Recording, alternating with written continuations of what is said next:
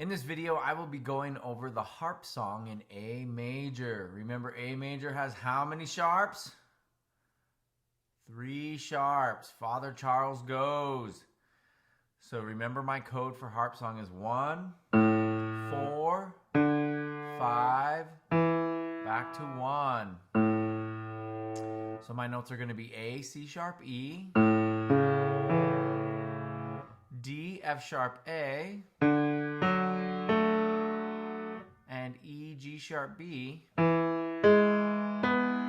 back to A, C sharp, E. Here we go.